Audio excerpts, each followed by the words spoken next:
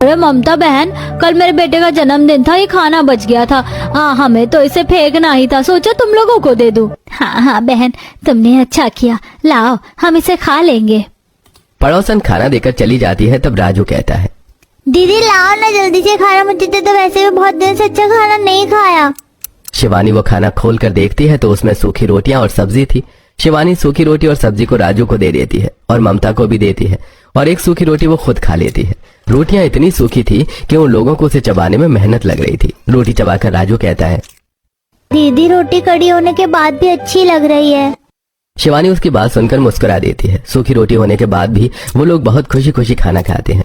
खाना खाने के बाद शिवानी फिर से बाजार के लिए निकल पड़ती है। पहले वो बाजार जाकर कुछ फूलों की माला खरीदती है और रेस्टोरेंट के बाहर बैठकर उन्हें बेचने लगती है। तभी विशाल रेस्टोरेंट जाने के लिए अपनी कार से उतरता है। उसकी नजर शिवानी पर पड़ती है और वो मन ही मन सोचता है, ये फूल बेचने वाली कितनी सुंदर लग रही है। ये सोचते हुए विशाल रेस्टोरेंट के अंदर चला जाता है। थोड़ी देर बाद वो खाना खाकर रेस्टोरेंट के बाहर आता है और शिवानी के पास रुककर उससे पूछता है, ये फूल कैसे दे रही हो? ले लीजिए बाबूजी, सिर्फ 10 रुपए की एक माला है। मुझे 2 मालाएं दे दो। शिवानी विशाल को 2 मालाएं दे देती है। विशाल उसे पैसे दे देता है और चला जाता है। शाम को शिवानी अपने घर आती है तो अपनी माँ को बताती है, पता है माँ, आज एक बहुत बड़ी गाड़ी में बैठकर एक बाबूजी आए थे और वो पहले रेस्टोरेंट गए, वापस आकर उन्होंने मुझसे 2 मालाएं खरीदी। अच्छा बेटा, चल अब खाना खा लेते हैं। वैसे माँ, खाने में क्या है? बेटा, कल एक पड़ोसन सूखी रोटियां दे गई थी, बस वही है। फिर सभी लोग पड़ोसन की दी हुई सूखी रोटियों को पानी में डुबो डुबो कर खा लेते हैं। अगले दिन शिवानी फिर फूल बेचने जाती है। शाम को विशाल फिर आता है और शिवानी से फूल खरीद कर ले जाता है। ऐसे ही कई दिन बीत गए थे और विशाल अक्सर रेस्टोरेंट जाने के बहाने आता और शिवानी से फूल खरीद कर ले जाता। विशाल एक बहुत अमीर घर का बेटा था। उसके पिताजी बहुत बड़े बिजनेसमैन थे और वो खुद भी एक बिजनेस टाइकून था। एक दिन विशाल अपने ऑफिस से घर पहुंचता है और गुनगुनाते हुए अपने कमरे में जाता है। तभी विशाल की माँ लता वहाँ आती है और विशाल को गुनगुनाता देखकर कहती है, क्या बात है विशाल, आज तो तुम बड़े ही मूड में लग रहे हो। कहीं ऐसा तो नहीं कि तुम्हें किसी से प्यार हो गया है? अरे माँ, मुझे आप एक बात बताओ, आप कोई जादूगर हो क्या? नहीं तो, लेकिन ऐसा क्यों पूछ रहे हो? मेरी प्यारी माँ, इधर आओ और मेरे बाजू में बैठो। विशाल अपनी माँ को पकड़कर अपने बाजू में बिठाता है और फिर कहता है, माँ सच में मुझे प्यार हो गया है, बस कुछ भी करके आप मेरा शिवानी से रिश्ता पक्का करवा दो। हाँ हाँ विशाल, मैं तुम्हारा रिश्ता पक्का करवा दूंगी, लेकिन ये तो बताओ कि वो शहर के किस बिजनेसमैन की बेटी है? मेहरा साहब, चोपड़ा साहब या सिन्हा साहब? नहीं माँ, इनमें से वो किसी की भी बेटी नहीं है। तो फिर जरूर वो किसी बड़े अफसर की बेटी होगी। नहीं माँ, वो किसी बड़े अफसर की बेटी भी नहीं है। तो फिर वो अमीर तो है ना? मैं भी कैसे सवाल कर रही हूँ, शहर के इतने बड़े बिजनेसमैन का बेटा, इतने बड़े बिजनेसमैन का भाई और खुद इतना बड़ा बिजनेसमैन किसी अमीर लड़की को ही पसंद करेगा ना? लता की बातें सुनकर विशाल मुंह उतार कर कहता है, नहीं माँ, वो अमीर नहीं बल्कि गरीब लड़की है, रेस्टोरेंट के बाहर फूल बेचने वाली। ये क्या कह रहे हो तुम विशाल? तुम एक फूल बेचने वाली से प्यार कर बैठे हो? कहीं उसने तुम्हें पैसे की लालच में तो नहीं फंसा लिया? नहीं माँ, उसे तो पता भी नहीं है कि मैं उससे प्यार करता हूँ। मेरी प्यारी माँ, प्लीज उससे मेरी शादी तय करवा दो। प्लीज घर वालों को मेरे लिए मना लो, प्लीज। विशाल के इतना रिक्वेस्ट करने पर लता हाँ कर देती है। अगले दिन सभी लोग हॉल में बैठे होते हैं। तभी लता उन सभी को सारी बातें बताती है। ये सुनकर विशाल की भाभी प्रियंका गुस्सा होते हुए कहती है, तुम्हारा दिमाग तो खराब नहीं हो गया विशाल? तुम एक फूल बेचने वाली को हमारे घर की बहू बनाकर लाना चाहते हो? लोग क्या कहेंगे, समाज क्या कहेगा? भाभी मैं समाज की बातों को नहीं मानता, मैं उसे प्यार करता हूँ, बस आप लोग हाँ कर दो। प्रियंका, अगर हमारे बेटे को वो लड़की इतनी पसंद ही है तो हमें भला क्या एतराज होना चाहिए? प्रियंका, भाभी सही कहते हैं। वैसे भी हमारे पास भगवान का दिया हुआ सब कुछ है। हमें तो एक अच्छी लड़की ही चाहिए जो विशाल को खुश रख सके। सभी लोगों के मनाने पर प्रियंका भी मान जाती है। फिर लता विशाल से कहती है, वो तो ठीक है विशाल, लेकिन हम उस लड़की के घर रिश्ते की बात किससे भिजवाएंगे? माँ, शिवानी ने मुझे बताया था कि वो पुराने मंदिर के पास रहती है। हमारी माली भी तो उसी एरिया में रहता है। क्यों ना हम अपने माली के हाथों उसके घर संदेश भिजवाएं? ठीक है माँ, मैं माली काका को अभी फोन करके बुलाता हूँ और हम उनसे रिश्ते की बात करते हैं। अब आकाश अपने घर के माली को फोन लगाता है और उसे बुलाता है। थोड़ी देर में माली वहां आ जाता है। आकाश उससे सारी बातें बताता है। तब वो माली कहता है, अरे साहब, वो लड़की बहुत अच्छी है। उसके पिता की मृत्यु बचपन में ही हो गई थी। वो बेचारी फूल बेचकर अपना घर चलाती है। मुझे बहुत खुशी है कि वो इतने अच्छे घर की बहू बनेगी। वो लोग मेरे पड़ोसी हैं। मैं आज ही उसकी माँ से बात करता हूँ। ऐसा कहकर माली वहां से चला जाता है। अगले दिन माली अपने पड़ोसन ममता के घर जाता है और सारी उसे बातें बताते हुए कहता है, अरे बहन जी, मैं उस घर में काम करता हूँ, उन्हें सालों से जानता हूँ, बड़े अच्छे लोग हैं वो। हमारी शिवानी बिटिया उस घर की बहू बनके वहाँ राज करेगी। ये तो बहुत अच्छी बात है माली भैया, आप उन लोगों को कल ही बुला लीजिए। माली हाँ कहकर वहां से चला जाता है। अगले दिन माली जब उनके घर जाता है तो उन्हें सारी बात बताता है। अब वो लोग माली को लेकर शिवानी के घर के लिए निकल पड़ते हैं। थोड़ी ही देर में वो शिवानी के घर पहुंच जाते हैं। सभी लोग घर के अंदर आते हैं। शिवानी सबको बिठाती है। शिवानी का घर बहुत ही छोटा था। ये देखकर प्रियंका अपनी सास के कान में धीरे से कहती है, माँ जी, यहाँ पर हमें कितनी देर रुकना होगा? प्रियंका अभी अभी तो हम आए, बात तो करने दो। तब लता शिवानी की माँ से कहती है, बहन जी, मेरे बेटे को आपकी बेटी बहुत पसंद है और हम शिवानी के लिए उसका रिश्ता लेकर आए हैं। बहन जी, मेरी बेटी आप जैसे भले और अमीर लोगों के घर जाए, इससे ज्यादा खुशी मुझे और किस बात की हो सकती है। इधर ममता और लता की बातचीत हो रही होती है कि उधर शिवानी चाय बनाने के लिए अंदर चली जाती है। थोड़ी देर बाद शिवानी चाय लेकर आती है और सभी को दे देती है। एक एक करके सभी चाय लेते हैं, लेकिन जब प्रियंका की बारी आती है तो प्रियंका कहती है, नहीं, मैं ग्रीन टी पीती हूँ, चाय नहीं पीती। इस तरह विशाल और शिवानी की शादी पक्की हो जाती है। धीरे धीरे समय बीतने लगता है और देखते ही देखते 2 महीने बीत जाते हैं। विशाल और शिवानी की धूमधाम से शादी हो जाती है और शिवानी दुल्हन बनकर घर आ जाती है। शिवानी गेट पर खड़ी होती है, तभी लता हाथों में आरती की थाली लिए शिवानी की आरती करती है और फिर कहती है, शिवानी, इस कलश को गिराकर गृह प्रवेश करो। कलश गिराकर शिवानी गृह प्रवेश करती है तो अपने ससुराल को देखकर हैरान रह जाती है। वो चारों तरफ देखती है और मन ही मन में सोचती है, अरे वाह, मेरा ससुराल कितना बड़ा है और कितना खूबसूरत भी। मैं एक कमरे में रहने वाली लड़की, मैंने तो कभी सोचा भी नहीं था कि मैं इतने बड़े घर की बहू बनूंगी। तभी लता कहती है, जाओ बहू, कमरे में जाकर आराम कर लो। अगले दिन शिवानी सुबह उठती है और एक सिंपल सी साड़ी पहनकर तैयार होती है। फिर वो अपनी सास के पास जाती है और कहती है, माँ जी, आज मेरा ससुराल में पहला दिन है, तो आप मुझे बता दीजिए कि क्या बनाना है, मैं सभी के लिए बना लेती हूँ। बेटा, वैसे तो हमारे घर पर नौकर चाकर ही खाना बनाते हैं और आज तो तुम्हारा हमारे घर में पहला दिन है और हमारे लिए खास है, इसीलिए खाना घर में नहीं बल्कि रेस्टोरेंट में खाएंगे। तो फिर भी अगर तुम कुछ बनाना चाहती हो तो बना लो। शिवानी किचन में जाती है और सभी के लिए खीर बना लेती है। खीर बनाकर शिवानी सभी को खीर देती है और सभी लोग खीर खाते हैं। शिवानी की तारीफ करते हैं। शाम को विशाल घर आता है और एक कैरी बैग शिवानी को देते हुए कहता है, शिवानी, इसमें एक बहुत सुंदर सी साड़ी है, इसे पहनकर तैयार हो जाओ, हम सब मिलकर रेस्टोरेंट जाएंगे। विशाल की बात सुनकर शिवानी अपने मन में सोचती है, रेस्टोरेंट? क्या सच में मुझे भी रेस्टोरेंट जाने को मिलेगा? मैंने तो कभी सोचा भी नहीं था कि मैं रेस्टोरेंट में जाकर खाना खाऊंगी। तो अब सोच लो। ऐसा कहकर विशाल बाहर चला जाता है। शिवानी उस पैकेट को खोलती है तो देखती है कि उसमें बहुत सुंदर साड़ी थी। साड़ी को देखकर शिवानी अपने आप से कहती है, ये साड़ी बहुत सुंदर है। ऐसा करती हूँ कि भाभी से इसे पहनाने के लिए कहती हूँ, वो खुद इतनी अच्छी साड़ियाँ पहनती है तो मुझे भी अच्छे से पहना देंगी। अब शिवानी प्रियंका के पास जाती है तो प्रियंका फोन पर ऑनलाइन कुछ मेकअप प्रोडक्ट देख रही थी। तब शिवानी प्रियंका से कहती है, प्रियंका भाभी, मुझे साड़ी पहननी नहीं आती, तो मेरी मदद कर दीजिए प्लीज। हाँ ठीक है, चलो। अब प्रियंका शिवानी के कमरे में आती है और उसे साड़ी पहनाने लगती है। तभी उसे ताने मारती हुई प्रियंका, ये साड़ी तुम पर बहुत अच्छी लग रही है। वैसे एक बात पूछूं, क्या तुमने इतनी महंगी साड़ी इससे पहले कभी पहनी या देखी भी है? नहीं भाभी। शिवानी साड़ी पहनकर बहुत सुंदर लग रही थी। शाम को सभी लोग रेस्टोरेंट के लिए निकल जाते हैं। विशाल उस रेस्टोरेंट के बाहर गाड़ी रोकता है जहां शिवानी फूल बेचा करती थी। सभी लोग कार से उतरते हैं। शिवानी वहीं रुक जाती है और ध्यान से उस जगह को देखने लगती है जहां वो बैठकर फूल माला बेचा करती थी। तभी किशोर कहता है, शिवानी बेटा, क्या सोच रही हो? अंदर चलो। शिवानी रेस्टोरेंट के अंदर जाती है तो देखती है कि वो रेस्टोरेंट बहुत बड़ा था। वहाँ बड़ी बड़ी कुर्सी और टेबल लगी हुई थी। बहुत सारे वेटर सभी लोगों को खाना सर्व कर रहे थे। शिवानी ये सब कुछ पहली बार देख रही थी, इसलिए वो सब कुछ देखे ही जा रही थी। फिर सभी लोग एक टेबल पर बैठते हैं। वहाँ वेटर आता है और विशाल खाना ऑर्डर करता है। थोड़ी देर में वहाँ खाना आ जाता है। शिवानी खाना ध्यान से देखती है और पूछती है, विशाल, ये सब कौन कौन सा खाना है? पिज्जा, पास्ता, सिजलर, चाउमीन और ये हॉट डॉग। नए नए खाने की डिश का नाम सुनकर शिवानी मन में सोचने लगती है, इन खानों का तो मैंने कभी नाम भी नहीं सुना। खाना तो दूर की बात है, ये वही खाना है जिसके लिए मैं सालों तरसती हूँ। अपने घर में तो मैं सूखी रोटी खाकर खुश हो जाया करती थी।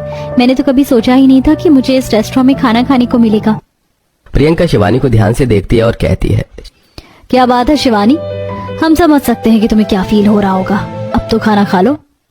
शिवानी प्रियंका की बात का कोई जवाब नहीं देती। सभी लोग खाना खाते हैं। शिवानी को खाना बहुत ही ज्यादा स्वादिष्ट लगता है। शिवानी खाना खाते खाते सोचती है, मैं यहाँ अलग अलग तरह का खाना खा रही हूँ और वहाँ पता नहीं राजू और माँ को खाना भी मिला होगा या नहीं। सभी लोग खाना खा लेते हैं और फिर विशाल खाने का बिल भी भर देता है, जिसके बाद विशाल काउंटर पर जाकर कुछ खाना पैक करवाता है और फिर सभी लोग गाड़ी में बैठकर निकल जाते हैं। तभी विशाल गाड़ी को शिवानी के मायके की तरफ मोड़ लेता है। ये देखकर शिवानी कहती है, ये क्या विशाल, ये तो मेरे मायके का रास्ता है। हाँ शिवानी, ये खाना हम राजू और माँ को दे देंगे। ये सुनकर शिवानी बहुत खुश हो जाती है। थोड़ी देर में वो लोग शिवानी के मायके पहुंच जाते हैं। सभी लोग कार में बैठे ही थे। शिवानी और विशाल अंदर जाते हैं। शिवानी दौड़कर अपनी माँ को गले लगा लेती है। तब राजू कहता है, दीदी कैसी है तू, और तुझे अपने ससुराल में अच्छा तो लग रहा है ना? हाँ राजू, बहुत अच्छा लग रहा है। देख, मैं तेरे लिए खाना लेकर आई हूँ। सच दीदी? राजू, ये खाना मैं उसी रेस्टोरेंट से लाई हूँ जहाँ मैं बाहर बैठकर फूल बेचा करती थी। ये सुनकर ममता की आंखों में आंसू आ जाते हैं। फिर शिवानी कहती है, अच्छा माँ, अब मैं चलती हूँ, बाद में आऊंगी। शिवानी और विशाल वापस आकर कार में बैठते हैं और वो सभी लोग अपने घर के लिए निकल पड़ते हैं। ऐसी शिवानी की शादी को 1 हफ्ता बीत चुका था। एक दिन रात को विशाल शिवानी से कहता है, शिवानी तुम्हें पता है कल माँ और पिताजी की वेडिंग एनिवर्सरी है। उनकी शादी को कल 32 साल पूरे हो जाएंगे। अरे वाह, ये तो बहुत खुशी की बात है। विशाल, तुम बताओ ना कि माँ और पिताजी को खाने में क्या पसंद है। कल मैं उनके लिए अपने हाथों से खाना बनाऊंगी। हाँ शिवानी, कल तो स्पेशल डे है ना। वैसे भी स्पेशल डे पर घर का खाना कौन खाता है। हम एक अच्छे रेस्टोरेंट में चलेंगे खाना खाने के लिए। और हाँ, कल तुम तैयार हो जाना। हम पहले शॉपिंग के लिए चलेंगे। तुम अपने लिए कोई अच्छी सी ड्रेस ले लेना और मम्मी और पापा के लिए कोई गिफ्ट भी ले लेंगे। अगले दिन शिवानी सुबह उठकर तैयार होकर अपने सास ससुर के पास जाती है और उन्हें एनिवर्सरी विश करती है। तभी वहाँ खड़ी प्रियंका कहती है, वैसे शिवानी, तुम मम्मी पापा के लिए कोई गिफ्ट नहीं लाई, मेरा मतलब खाली हाथ विश करना। आकाश प्रियंका की बात बीच में काटते हुए कहता है, वैसे प्रियंका मुझे लगता है कि तोहफे से ज्यादा प्यार की कीमत होनी चाहिए। हाँ बेटा, आकाश सही कहता है, तुम्हारा प्यार ही हमारे लिए बहुत है। यह सुनकर शिवानी बहुत खुश हो जाती है और अब दोपहर को शिवानी विशाल के साथ शॉपिंग के लिए मॉल जाती है, जहां शिवानी अपने लिए कुछ कपड़े पसंद करती है और अपने सास ससुर के लिए भी वो एक मैचिंग ड्रेस लेती है। तभी विशाल शिवानी की माँ और राजू के लिए भी कुछ कपड़े खरीद लेता है। शॉपिंग के बाद दोनों घर की तरफ निकल पड़ते हैं। विशाल शिवानी को घर के बाहर छोड़ता है और कहता है, शिवानी तुम यहीं रुको, मैं माँ और राजू को ये कपड़े देकर आता हूँ। ऐसा कहकर विशाल गाड़ी लेकर निकल जाता है और शिवानी अंदर चली जाती है। किशोर और लता हॉल में बैठे बातें कर रहे थे। तभी शिवानी उनके पास जाती है और वो मैचिंग ड्रेस देखकर कहती है, माँ पिताजी, आप ये ड्रेस देखकर बताइए कि कैसा लग रहा है। लता और किशोर मैचिंग ड्रेस देखकर बहुत खुश हो जाते हैं। तब किशोर कहता है, बेटा तुम्हारा दिया हुआ गिफ्ट तो बहुत ही सुंदर है।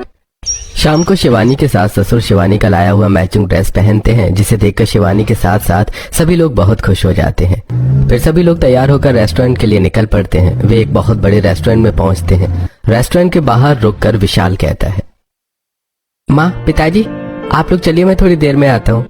सभी लोग रेस्टोरेंट के अंदर जाते हैं। शिवानी देखती है कि वो रेस्टोरेंट बहुत ही खूबसूरत है। वो बहुत खुश थी। सभी लोग टेबल पर बैठते हैं। तभी वहाँ वेटर आता है और आकाश खाना ऑर्डर करता है। तभी शिवानी अपने मन में सोचती है, ये कितना बड़ा रेस्टोरेंट है और कितना सुंदर है। खाने की खुशबू भी इतनी अच्छी आ रही है। काश मैं माँ और राजू को भी यहाँ खाना खिला सकती। तभी पीछे से विशाल लता और राजू को लेकर वहां आ जाता है। शिवानी उन दोनों को देखकर चौंक जाती है। वो उठकर खड़ी हो जाती है और दौड़कर अपनी माँ और भाई को गले से लगा लेती है और कहती है, माँ राजू, तुम दोनों यहाँ कैसे? दीदी जिया जी हमें लेकर आए हैं। फिर शिवानी देखती है कि उसकी माँ और भाई ने वही कपड़े पहने थे जो शिवानी ने मॉल से खरीदे थे। ये देखकर शिवानी बहुत खुश हो जाती है। अब सभी लोग साथ बैठकर खाना खाते हैं। खाना खाते खाते प्रियंका कहती है, माँ पिताजी, एनिवर्सरी तो आप दोनों की है, लेकिन मुझे लगता है कि सारे के सारे गिफ्ट शिवानी को मिल रहे हैं। वैसे प्रियंका, ये गिफ्ट अगर तुम्हारी तरफ से होता तो ज्यादा अच्छा होता। यह सुनकर प्रियंका शर्मिंदा हो जाती है और खाना खाने लगती है। खाना खाने के बाद सभी रेस्टोरेंट के बाहर निकलते हैं और विशाल सभी को एक आइसक्रीम पार्लर में ले जाकर आइसक्रीम खिलाता है। इसके बाद विशाल ममता और राजू के लिए ओला बुक कर देता है, जिसमें बैठकर वो लोग अपने घर चले जाते हैं। तभी प्रियंका कहती है, वैसे देवर जी, अब घर चले या अभी भी कोई सरप्राइज बाकी है? चलिए भाभी, सभी लोग कार में बैठिए। विशाल अपने परिवार के साथ अपने घर आ जाता है। अब जब भी कोई छोटा मोटा फंक्शन करना होता या किसी तरह की खुशी होती तो शिवानी अपने ससुराल वालों के साथ रेस्टोरेंट ही जाती। समय बीतने लगता है। शिवानी देखती है कि वो लोग आए दिन किसी न किसी बहाने रेस्टोरेंट जाते और वहां खाना खाते हैं। अब तो शिवानी को भी रेस्टोरेंट में खाना खाने की आदत पड़ जाती है और धीरे धीरे शिवानी को अपने आप पर घमंड भी आने लगता है। आज शिवानी का बर्थडे था। शिवानी ने एक बहुत महंगी ड्रेस पहन रखी थी। शाम को सभी लोग रेस्टोरेंट जाने के लिए निकलते हैं। रेस्टोरेंट के बाहर पहुंचकर विशाल अपनी गाड़ी खड़ी कर देता है और सभी लोग रेस्टोरेंट की सीढ़ियां चढ़ने लगते हैं। तभी वहां पर एक छोटा बच्चा भीख मांगते हुए शिवानी से कहता है, मेम साहब मुझे थोड़े से पैसे दे दो, भूख लगी है। मेम साहब 10 रुपए दे दो। उस बच्चे को देखकर शिवानी गुस्सा होते हुए कहती है, तू रहो मेरे कपड़ों से, वरना मेरे कपड़े गंदे हो जाएंगे। चलो जाओ यहाँ से। ऐसा कहकर शिवानी सभी लोगों के साथ रेस्टोरेंट के अंदर चली जाती है। विशाल ने पहले ही शिवानी के लिए इस बड़े से रेस्टोरेंट का एक रूम बुक कर रखा था, जहां फूलों और बलून की डेकोरेशन कर रखी थी। शिवानी जब उस रूम में जाती है तो देखती है कि उसकी माँ और भाई पहले से ही वहां मौजूद है। शिवानी उन्हें देखकर बहुत खुश हो जाती है और कहती है, माँ, राजू, अच्छा हुआ कि आप लोग आ गए, वरना मेरा बर्थडे तो आपके बिना कभी पूरा हो ही नहीं सकता था। हाँ बेटा, विशाल हमें लेकर आया है। वो लोग बात कर ही रहे थे कि तभी विशाल एक बड़ा सा केक मंगवा लेता है। अब शिवानी केक काटते हैं और सभी लोग तालियां बजाते हैं। उसके बाद सभी मिलकर खाना खाते हैं और बहुत सारी बातें करते हैं। फिर सभी लोग रेस्टोरेंट से बाहर निकलते हैं। वो लोग सीढ़ियां उतर रहे थे कि तभी फिर से वो भिखारी बच्चा शिवानी के पास आता है और कहता है, मेम साहब 10 रुपए दे दो प्लीज। मेम साहब 10 रुपए दे दो।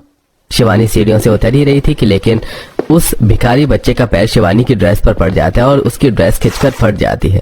ये देखकर शिवानी बहुत गुस्सा होती है और उस लड़के को एक थप्पड़ मारते हुए कहती है, गरीब कहीं के, ये क्या किया तूने? मेरी इतनी कीमती ड्रेस फाड़ दी, तुझे दिखाई नहीं देता? भिखारी कहीं का।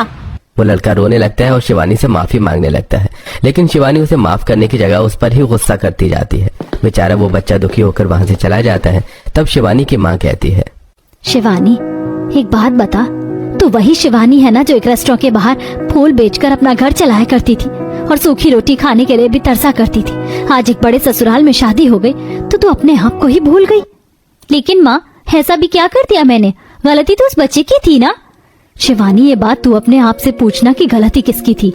दीदी मैं भी तो गरीब हूँ, कल को आप मुझसे भी नफरत करोगी। चलो माँ, मुझे दीदी से कोई बात नहीं करनी। हाँ बेटा, अब तेरी दीदी बहुत अमीर हो गई। उसने गरीबों पर दया करना और उनकी इज्जत करना छोड़ दिया है। अब हम क्या उससे बात नहीं करेंगे? वो खुद ही हमसे बात करना पसंद नहीं करेगी। इसीलिए हम चलते हैं और आज के बाद हम कभी भी शिवानी से नहीं मिलेंगे। ऐसा कहकर ममता और राजू वहां से चले जाते हैं। तब शिवानी विशाल से कहती है, विशाल, ऐसा क्या कर दिया मैंने जो माँ को और राजू को इतना बुरा लगा? शिवानी, जब तुम उन लोगों के साथ रहती थी तो तुम गरीब थी, लेकिन तुम्हारा दिल बहुत अमीर था। और आज जब तुम अमीर हो गई हो तो तुम्हारा दिल बहुत गरीब हो गया है और यही तुम्हारी गलती है। शिवानी बेटा, जब विशाल ने तुम्हें पसंद किया था तो हमने सोचा कि लड़की अमीर नहीं है तो क्या हुआ, वो घमंडी भी तो नहीं है और दयालु भी है। लेकिन आज तुम्हें देखकर लगता है कि तुमने अपनी पहचान ही खो दी है। हाँ शिवानी, पिताजी सही कहते हैं, काश तुम पहले वाली ही शिवानी होती। बहू, अभी भी देर नहीं हुई है, जब जागे तब सवेरा।